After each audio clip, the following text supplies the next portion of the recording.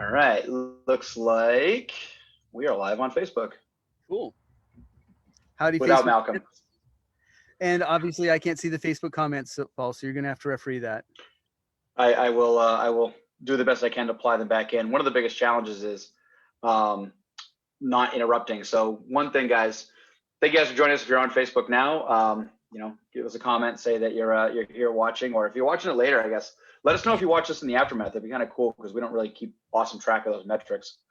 I thought it'd be kind of neat to get together, whoever else was chatting around tonight to kind of go over previous 3 months, talk about the next 3 months, or at least 2 months we have plotted out. And usually we all feel very rushed on Sunday night because we are trying to get to our, we're committed to our what is it, tier 2 patrons. And we want to be on time for them. What's that? No, go ahead. We want to be on time for them. We respect their commitment. So we show up at 6 o'clock, 6:02 sometimes. Jonathan Hayes, says hi, Rory. So John.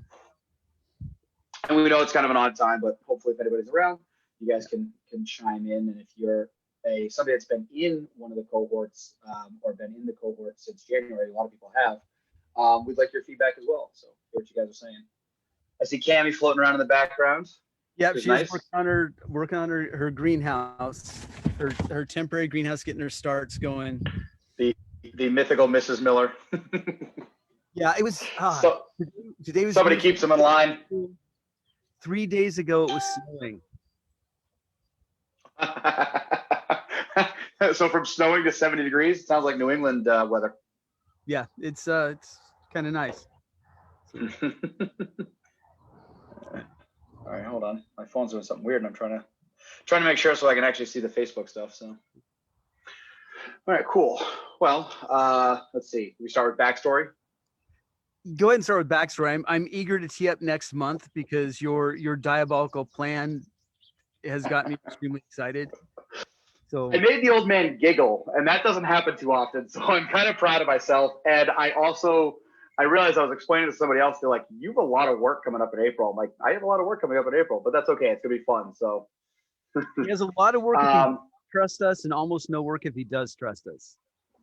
I trust you guys implicitly, but I'm going to be backfilling notes, and that's where I think I'm going to be doing a lot of work. So not straight up transcribing, but backfilling comments all right, let's go to the backstory. Near the back half of the pandemic, I was bored, and me being bored is very dangerous because that means other people are going to start doing things. for all intents and purposes, that's kind of how I see it. Am I off there, Rory? Tom Sawyer meet fence. Yeah, exactly. And I thought it'd be kind of a cool idea to put together. I still call it a mastermind in my own head. I know technically there's more teaching going on per se, but the reason I like a mastermind, I explained this in one of the cohort calls, is a mastermind is a group of peers. Somebody has to lead, a little bit like your VPPG idea, Rory. Like somebody's got to lead, somebody's got to kind of keep it moving. But it's very much a conversation at times more than it is a straight up lecture. Certainly there's some lecture elements to it as well. The directors have put a metric fuck ton of work into the preparatory for each month so far, and I don't see that tapering anytime soon. No. So going into January, we had awareness, and conveniently, you had already written a full-on curriculum for that. I don't know how much extra writing did you do to prepare the student handbook for January? It was a lot, but it wasn't. And I realize I'm physically incapable of answering a question directly, but it was it was nothing new, but I had to expand the notes and take it out of my private language and memory triggers for me and make it so other people could use it. So okay. It didn't feel like a lot of writing, but if you measure the words, it was. But that sounds about right. That sounds like you. Yeah. But also, what you consider to be a lot of writing and what other people consider to be a lot of writing are not exactly per se the same thing. So yes, not a lot of writing for a professional writer. No, it was. Yeah, no. And then we roll into Malcolm had initiative in February, and after a great first successful month, Malcolm felt extremely pressured, and he wrote not a novel, but like a very in-depth punch list. Is that the right word? How would you call that? It's A lot of nested notes. a lot of bullet points. It was, if you could imagine a book made almost entirely out of bullet points, it was pretty close to that. He's not Yeah. here to defend himself, so this is extra fun. He is supposed to be getting on at some point, guys. So we'll let Malcolm kind of catch up and riff at that point.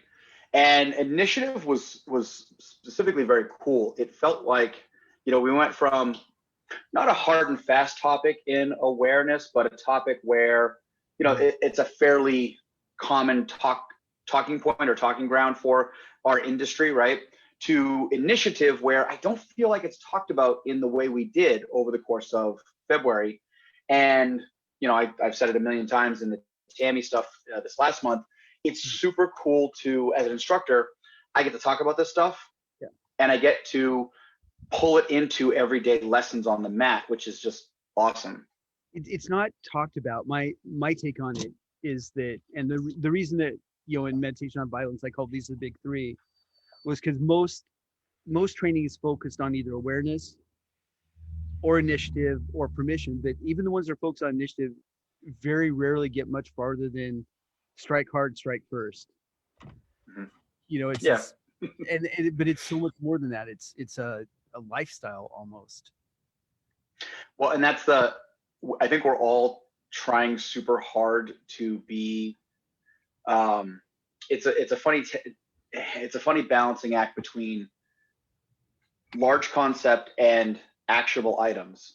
Yeah. Versus we're all desperately avoiding that like life coach curve. We're trying to stay out of that plot, but it definitely applies. Like it definitely is there. Life is fighting is life on one level. And within the because it's really important. It's so easy to read about stuff and listen to people talk and then think that you know it. And anyone that's had kids knows it doesn't matter how many books you've read on how to raise children, until you have them, you have no clue. And within this self-defense thing, it's like we're never going to, or people should not be getting in a lot of self-defense situations in their life unless they're making horrible life choices. So if we wanted to give them real world reps, we have to find a way to tie it into real lives the way they're living them now. So the stuff, for awareness, we had a whole section on active intelligence gathering, and I've never seen that addressed for civilians before, ever, anywhere. And what was the special word for it? Well, there's a bunch of special words. The one we were talking about was elicitation, was the last part, and that. Anyway, but it's something that's super important when you're trying to figure out whether this person is a threat or what kind of threat or what they have planned or who their allies are. It's a really important primary self-defense awareness skill, but you can hone it in having good conversations with your neighbors, friends, and strangers, especially strangers. Right. So they got as many real world reps, assuming they did the homework. They got as many real world reps as we thought were applicable. Still not exactly the same, but we're doing a lot of stuff that they can practice, will make their real life better. But no, we are not fucking life coaches. Just drop that right now. No, but it gets to something that I've heard you say a million times. Training should be life enhancement of some level. Mm-hmm. And this gives us the opportunity to nudge people in the direction of, right? If you, and again, I think it was Malcolm's month in February, and it was his topic of initiative. And he said over and over again, he was like, he wanted to put stuff off, and he's like, no, I gotta set the example. I gotta get off my ass. I gotta get this done. And it was a personable teaching moment, or one of those moments where you're working on, I find this myself as an instructor, you're working on things for others, and it makes you better because you're trying to make other people better. Yeah. So one of the awesome cheat codes of being an instructor for other humans. Yeah. Moving to March, Tammy, no bullshit, wrote a novel. Yeah. We have had an internal joke inside the cohort of we apologize to your printers because Tammy's was, 8.5 by 11-inch pieces of paper that was about that thick. There was a little bit of space in there for some note taking and some exercises, but that was a meta brain dump on the idea of internal permissions versus external permissions from our resident PsyD. So not surprisingly, Tammy had quite a lot to say about it. How did you find that month? I found that one was the squishiest. And that was one of the things that Tammy addressed right off, is that we have to break into categories to talk about it, but the categories don't actually exist. And the relationship between the other thing about parameters. Okay, so initiative was the one that had the biggest impact on me, because I did the same thing Malcolm did. We can't talk about this without doing it, and I started jumping into a whole bunch of things because I'd let COVID make me really even more antisocial than usual and lazy. So I had to jump into a bunch of different things. It was really good for me.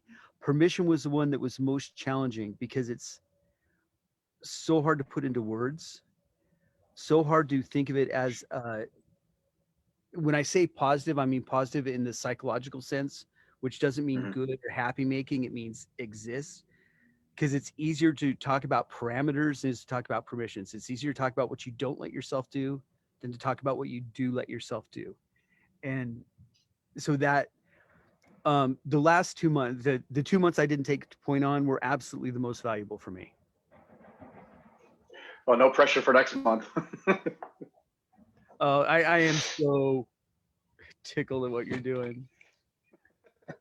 So before we get there, I know you're not a spend much of the day on Facebook type of individual. This is the first time last time we talked.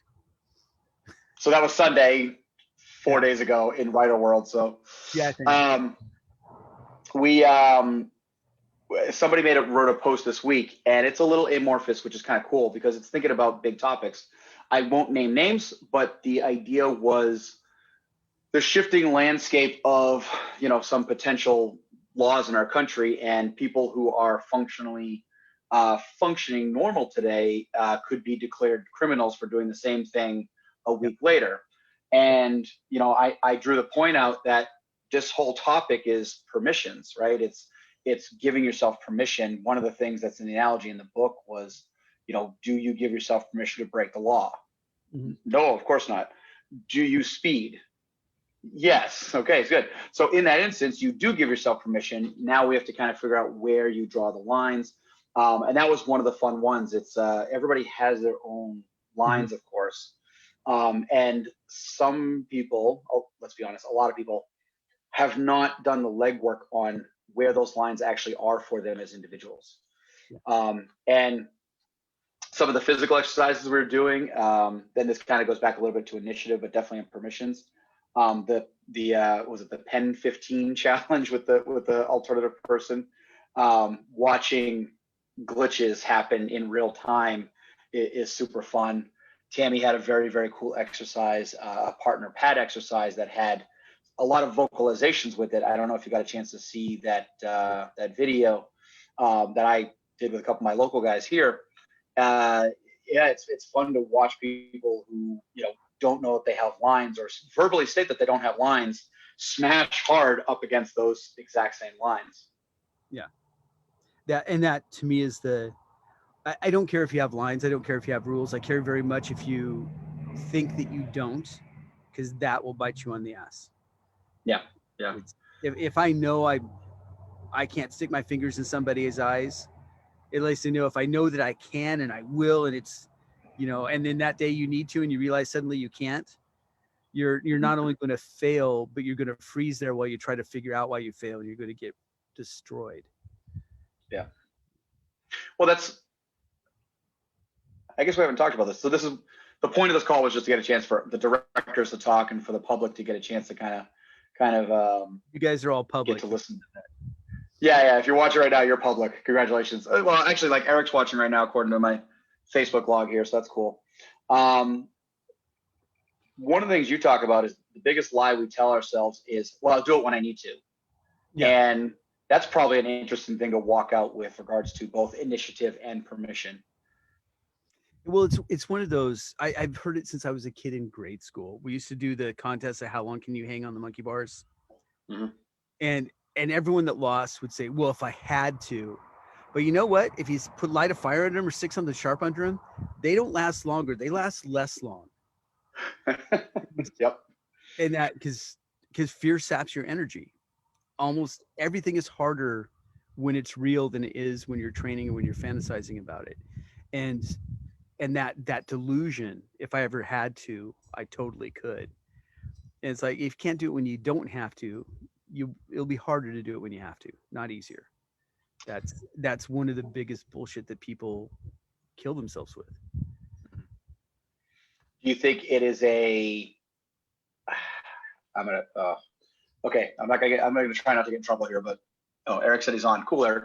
Um, is it an initiative issue, a permissions issue, or a term that my some of my instructors, not my instructors under me, but my instructors above me, have used in the past of people who are stricken with LBS. Are you familiar with LBS? It's a horrible disorder.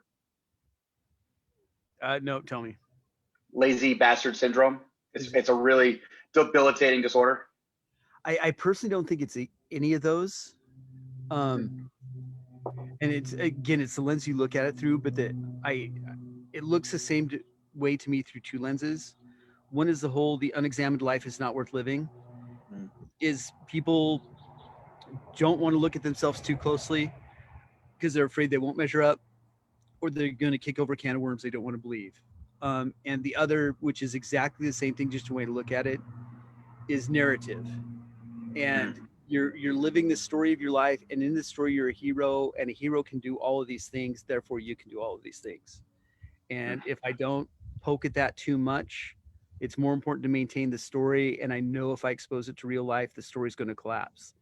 So don't expose it to real life no matter what. That's personally where I think that comes from. So fear as the holdback more than anything else? It's fear, but it's not physical fear. It's fear that the you that you imagine that you are is bullshit, and deep down you know it. And that fear of realizing that you're made out of straw is rightly terrifying for most people.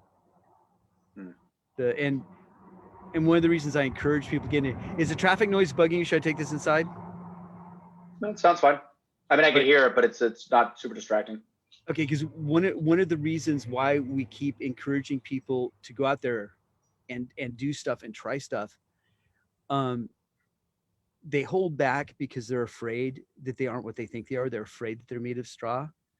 But my experience is that most people are actually way tougher than they think that they are. Way more capable. That hesitation, that fear of finding out, is a bigger leash than any real weakness. The imaginary weaknesses are worse. So yeah. I'm not laughing at you. I just saw Rachel commented on Facebook, and she said a quote from the end of Meditations: "Everyone will die, and nothing really matters. Try and be happy." That's a deep rabbit hole, Rachel. I'm not sure we want to broach right now. Well, how often do I wind up on these talks? We're all going to die anyway. Why are you guys getting so excited? That's usually Sunday night as I'm trying to go to bed, and you and Malcolm circling the drain long after we've said goodnight to everybody actually on the call. Yeah. All right, so April, we took this week to. Can I tee it up? Can I tee it up? What am I tell you? No, of course. Okay, so when I wrote Meditation Violence, I put down the big three: awareness, initiative, permission. Paul has forever ribbed me about why isn't adaptability in there? And it's like I studied jujitsu. That's what the Jew in jujitsu means, is adaptability, or at least that's how my instructor translated it, and that's my favorite translation. So Paul wants to do this, and if I'd known Paul before I wrote the first book, it would probably be the big four instead of the big three and other stuff. But it's every book is just a snapshot in time, right? So he was all, I have this idea, and I'm not sure if you guys are going to like it because it's kind of, and it's so for Adaptability Month. All the other months we planned, we talked about, you're on this day, you're taking this section, and don't forget these points. And Paul is going to spring on us with possibly 5 minutes or less lead time what we're going to cover on our talks. So that this is what he was talking about, getting me giggling, the idea of a adaptability month where all the instructors have to adapt on the spur of the moment to whatever the chosen piece of subject matter is. I am so excited. It's one of those, how often do you show up at a class or hang out with someone and they pull out something, you know what? Let's see if this works. This is a total hold my beer and watch this month. And I Kind of, cannot. yeah. Eric said that's awesome. So that's one good endorsement. Eric's been on since January. So So what you're going to get this month is the instructors have no clue what we're supposed to be talking about until one of us does. Yeah, except for Paul. And to be fair, what's Paul's Myers-Briggs type? While I think Myers-Briggs is like most, what do they say? Most psychological tests are bullshit on some level. Yeah.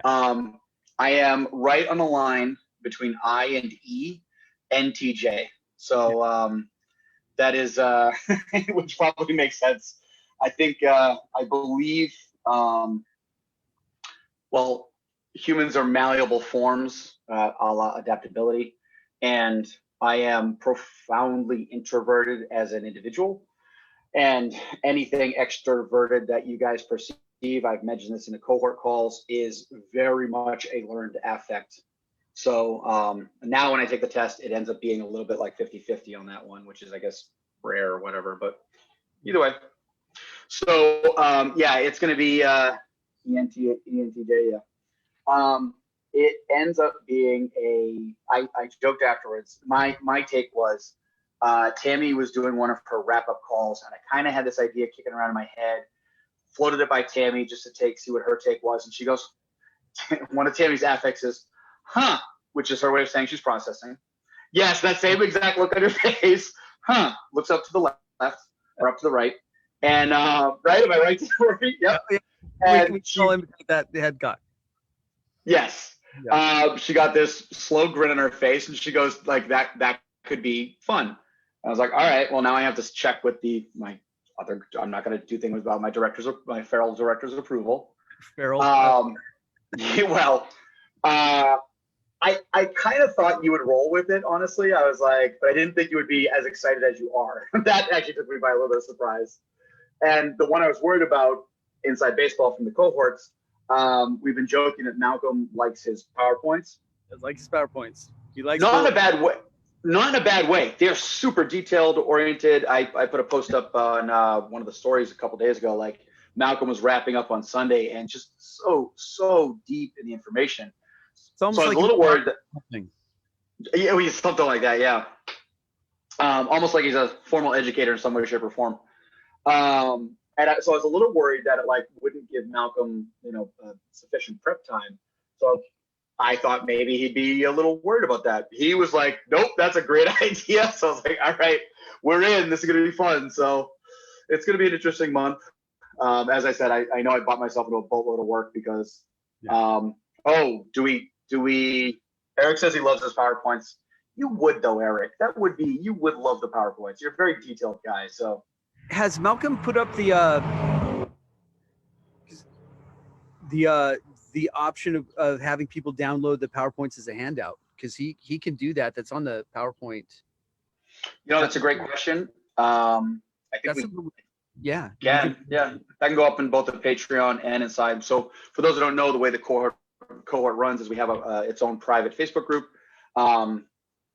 for people who've joined up. So we duplicate everything. If you're not a Facebook denizen, you're probably not watching this. Maybe you'll see it on YouTube later. I'll probably share it on YouTube.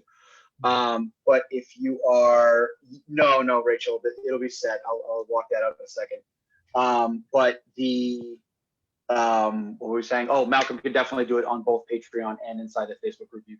You can post documents there. Rachel asked if the times will be set or random. No, the times will definitely be set. We want people to actually be able to. Oh my God, Eric just said I've added to them so far 90 plus pages of typed notes. Um, and I know Rachel joined the cohort in March and went back and motored her way through both January and February. So that is a lot of that is a lot of catching up to do.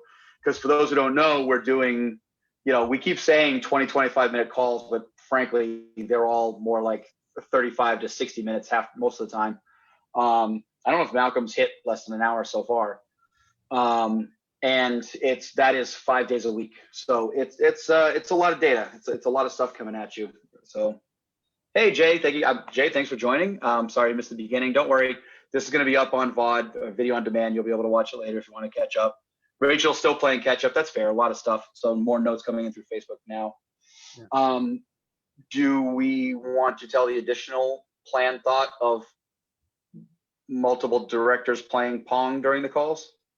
Yeah, because this is, it depends on everyone's schedule, obviously. Yes. But because we won't know the subjects, it won't be a prep, so it won't be a, you write your lesson plan. There's a possibility that some of the Zooms will be not one instructor getting their marching orders from Paul, but say two instructors, and we get to gnaw at it like two dogs in a bone. That's probably the most apt analogy possible to the way this is going to work, from what I understand. Yeah, so cool. So that's April, guys. We're very excited. It starts up on Monday. I will be doing double duty. Rory, Malcolm, and Tammy will all have their own day, although technically, if possible, whatever possible. I know I'll be on just about every call. It depends a little bit on when Malcolm holds his. Sometimes he holds his calls while I'm on the mat teaching. So I'm hoping, Rory or Tammy can pop in and play the extra role there. I will preface everybody on what they have to do. And that's exciting. So it starts up on Monday. And then do we want to talk a little bit about kind of the idea what's happening in May? Yeah, well, May, because May is kind of a big deal too. So May, I think it'll be fun because it's what I'm playing with now, which is strategy. So I kind of want to drop it there, strategy. So everything that underlies everything else, but not really. It's I want us to present a framework of how to think about complex, dangerous problems, and from there how to plan for them. And when you don't have time to plan, what are the default principles that give you an option? You can kind of plan in general for things like an active shooter. When something kicks up, you can't have a detailed plan. You won't know what location you're going to be in, who or how many, what direction, what your resources are in that second. But there's basically only 9 human strategies. So we're going to talk about those and how to get good at them. There are only a handful of motivations. So what they are and how to read them and manipulate them. And I'm kind of excited. I'm a little worried that 1 month may not be enough.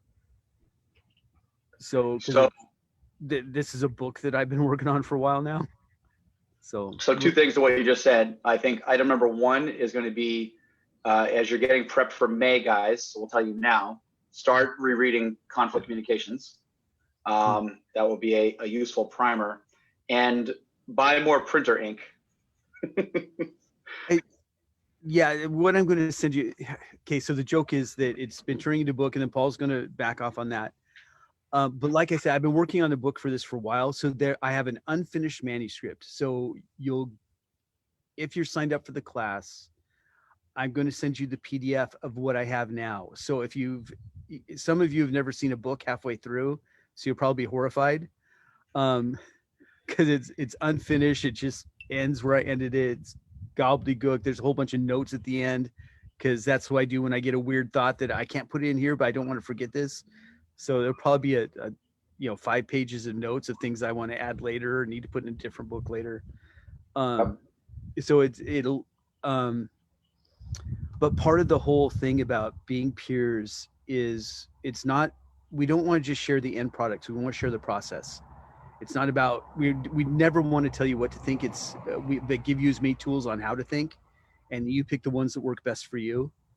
And then you come up with ones we never heard of and you kick into us, and it's like, oh shit, thank you. So this is part and parcel of the underlying philosophy of this is you'll get to see me when I really don't know what I'm talking about right yet, but I haven't found the words yet, so here goes. Yeah.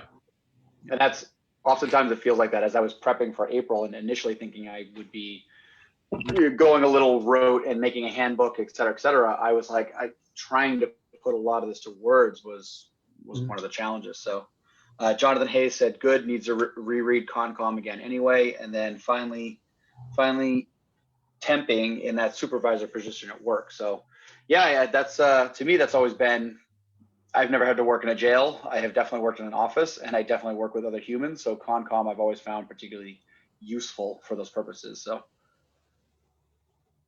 cool.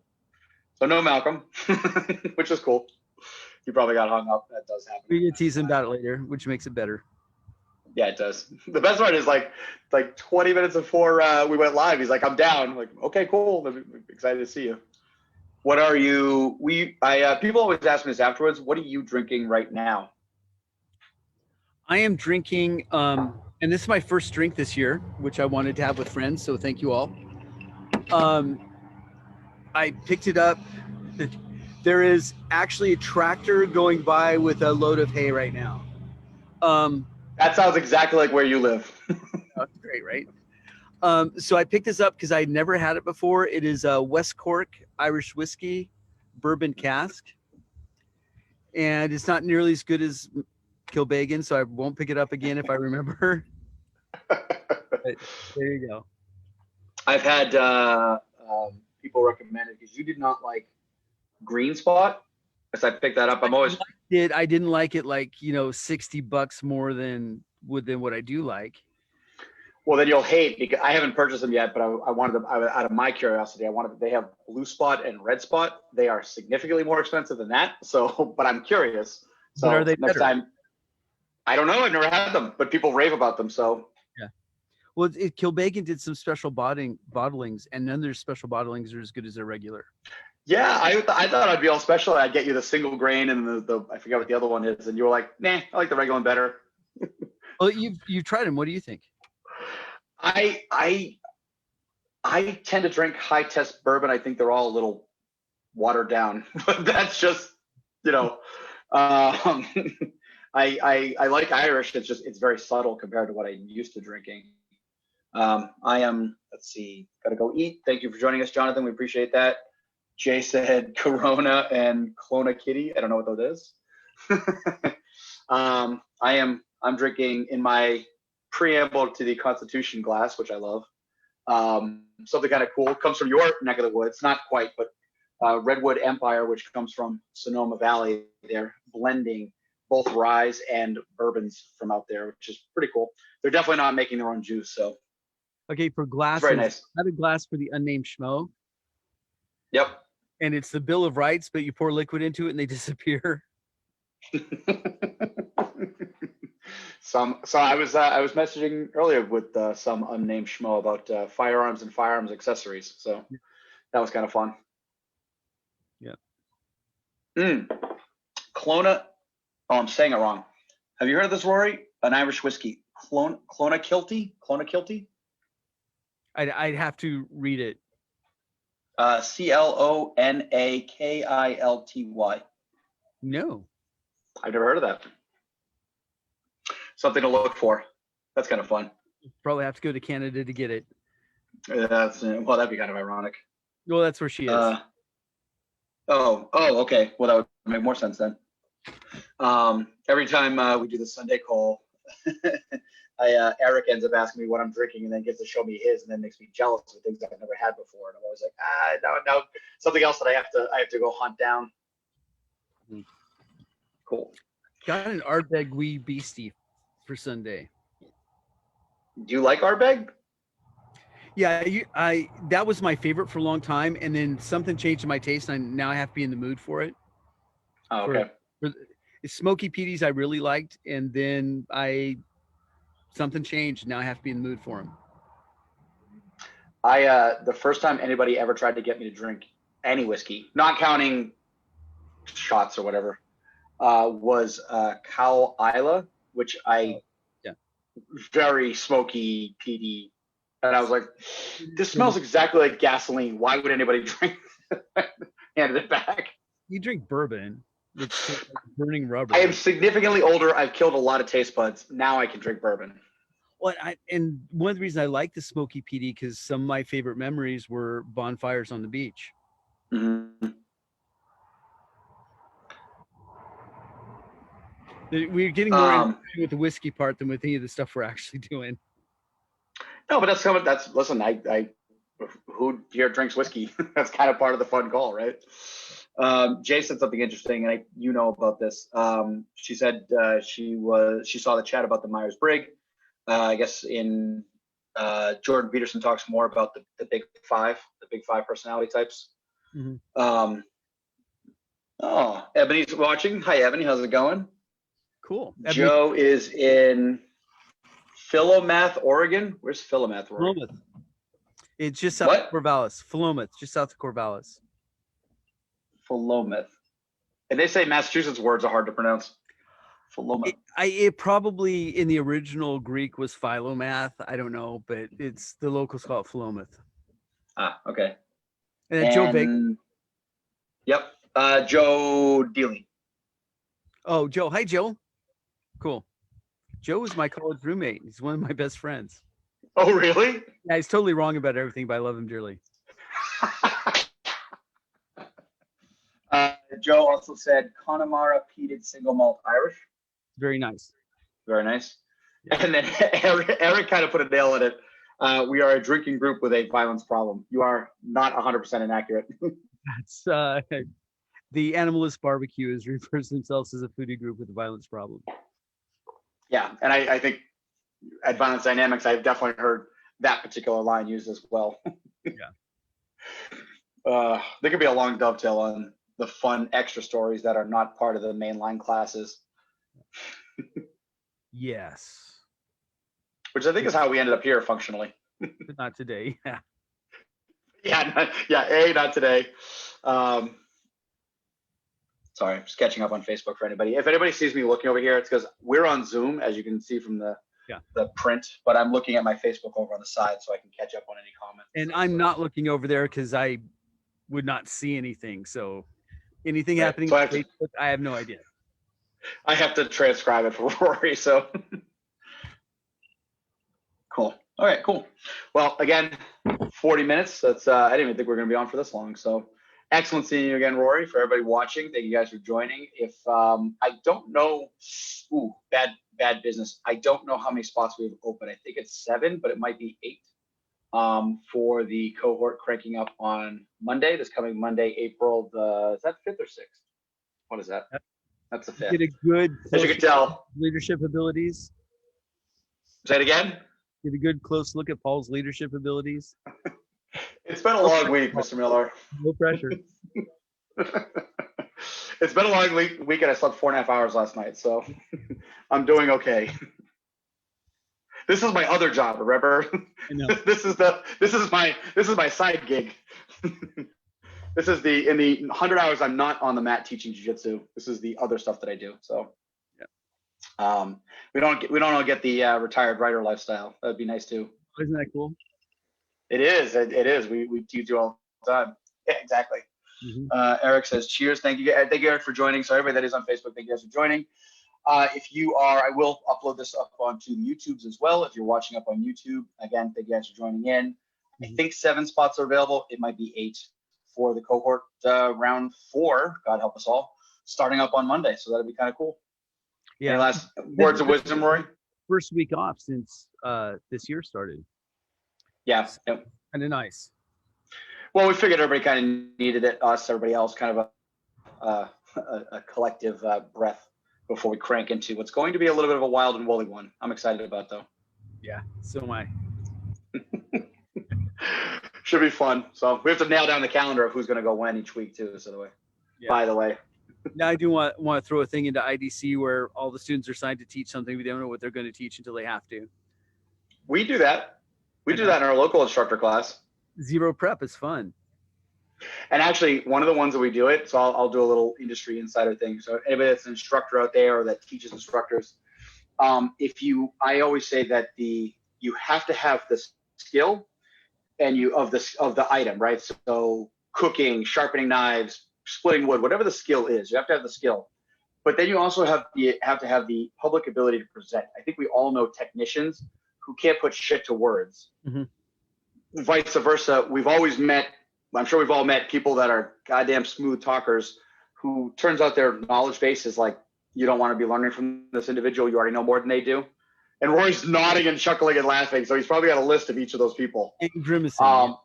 Yeah, and grimacing. And then there is the lucky middle of the people who've got the skills and the presentation abilities and can teach. And for us, one of the tiny little mid-class instructor challenges that we throw at people is, okay, teach me how to tie my shoes. Make it interesting. Make it so that I actually want to learn this lesson. Make it so that it's actually engaging in some way, shape, or form. Or shovel out a hole, or wash the dishes, or whatever mundane, rote thing that most people know how to do. Make it an interesting exercise. You've got 3 minutes, go. And it's just the skill of actually teaching on its own little bubble. Do we have time for rabbit hole? Because if not, my next stop is bed, and it's only 8:15, so I'm fine. So, well, I'm thinking this could be the Sunday talk or the Sunday subject. But okay, you got to have the skill. You got to have the ability to communicate, separate from the ability to teach, right? But one of the things, those are all skills. They aren't talents. They aren't things that you're born with, one or two or all three. And I think that's one of the things we know naturally talented fighters who can't teach. Mm-hmm. Not because there's something wrong with them, it's because they never bothered to learn to teach. Have you ever been at one of those seminars? I walk out of seminars really quick if I don't like them. So I probably have, but didn't stay. There's one, and we talked about it right out because I went to your place like a week afterwards. Yeah, you literally like a day and a half after that one ended. I know exactly what you're going to talk about. A subject matter that I have some training in, really interested in, theoretically some of the best in the world, and it was literally the worst class I've ever taken. And it was, I think, so the person had the expertise. I think they actually had the ability to teach, but they were not engaged enough to give a shit enough to teach. So it was 2 or 3 hours of rambling stories that are totally fucking irrelevant, 10 or 15-minute talk about the skill, and then go practice on your own. And then not enough time to practice on your own to actually figure it out for yourself, which is what you would have to do in that class. And then let's come back and, oh, I can see you're all tired, so let's take a 3-hour lunch. We aren't tired, we're fucking bored, you fucking asshole. So are we doing worse seminar stories? Is that what we're doing now? I walked out on that one. I stuck out through like 2 days of the 3.5 day seminar, and it's just like, this is, and that's not actually the worst part of what was going on with the teaching methodology. But that's inside baseball, yes. The last, yeah. I could tell one without giving names away, and many years ago now. Sometimes you end up at a seminar because the bona fides of the individual are strong enough that you're like, well, that's going to be interesting no matter what. And this individual had at one point in the very near recent past to when we were there, held a UFC title. So this is very much a jiu-jitsu thing, not a self-defense thing, not a medical thing, not a gun thing. I have absolutely been in seminar with people who English is a second or third language, but possess the skill of teaching and the interest. Yeah. This person, English was certainly a second language. That was not the major problem. I don't think he had the inclination or the ability to do any actual instruction somebody who had a title at some point, and people wanted to, oh, he's got a title, he must know what he's doing. Turns out the answer is no. And there's a whole fun secondary conversation about when you miss the mark of the audience that you're teaching to. So you have a room full of, this was a fairly expensive seminar for the very short time period that it lasted. The instructor, the person teaching, I would say taught a very, very, very basic, and I don't mean to undermine the basics. The basics are what make everything work in jiu-jitsu. But there was a room of very advanced individuals, and this person was told this was a room full of very advanced individuals, and it was bad all the way around. But I'm not sure that there could have been much done to make it better. So yeah, lesson learned. Now, we talked about this a week ago or 2 weeks ago. What do you do to vet people that you're going to go sit at, right? Go attend. I didn't even tell you this. I have a seminar next weekend that I'm getting to go to next Friday, one day. It is 3 hours of driving for the seminar. So, but I know the instructor. I know it'll be good. It happens to be on active shooters, just relevant and timely. So I'm excited about that. I'll tell you more about that later when it's offline. But yeah, I've got one end of the month. So which one's that one? Can you tell me, or just topic? No, it's one I'm really interested to, but I don't personally know. I know the host, but I don't personally know any of the people teaching. And it's one of those I haven't heard of them, but it's not my world. Okay. So it's one of those I'd be saying, this is great, everyone should go, blah, blah, blah. I'm going to be there. If I'd seen it myself. It's one of the things I love about Tammy, and it took me a while to realize this, but she was bringing in to do seminars for her school, but only after she'd attended the same seminar with me by herself to see if it was worth it. She was protecting her students. You're the only one I've ever not done that. Before she invited. And so, no, right. But it just, that's cool. That's being a good instructor. It's taking care of your students. So this is going to be in Idaho. It's going to be 4 days. It's got, and I've done my due diligence as far as checking them out on the internet. Doesn't mean I've actually been there. So a guy who's top of the end on active shooter, and 2 of the top trial attorneys, as opposed to theoretical attorneys, but trial attorneys on active shooter, or not active shooter, but on self-defense gun law. And I'm not really plugged into the gun world, which I'm assuming is why I haven't heard about these 2 guys until now. Okay. So, but it's doing the research, and they seem to be really experienced trial attorneys. And so it'll up my game on the articulation parts of the class. And it's might be kind of fun. I think it'll be super fun. Now I want to hear the review. Now I'm looking forward to it, because that's if you show up, I can get a hotel room with 2 beds instead of 1. Oh, we're not gonna snuggle? I'm not snuggling. No, I can't imagine that you are. Yeah. And I need my space. I need room. Yeah, you take up whole bed. So. I do take up a fair amount of space. Yeah. Yeah. No, I'm looking forward to it. It's been a while since I've had the opportunity. Obviously, COVID. I like going to seminars. I like training. I like learning. I like absorbing. That's my staff at the dojo jokes that that's my vacation. They're not far off. The first time going to Viodai, Minnesota, that was like my one vacation of the year, was getting to go out to Minnesota and play with you guys and have fun. So. And well, my goal before COVID hit last year was to take classes instead of teach them. And that got shot in the head. So I've got that one, and I will be a student at Tammy's Viodai instructor course, or not Viodai, hashtag 500. Yeah, 500 Rising. I'm so looking forward to that. Weiper just said infighting is not snuggling. It depends on how you're doing it. It's Casey calls it combat cuddles and struggle snuggles. Yeah. And it's one of those, it can be very cuddly, Weiber, especially when you're in mode. Yeah, yeah, that is that is accurate.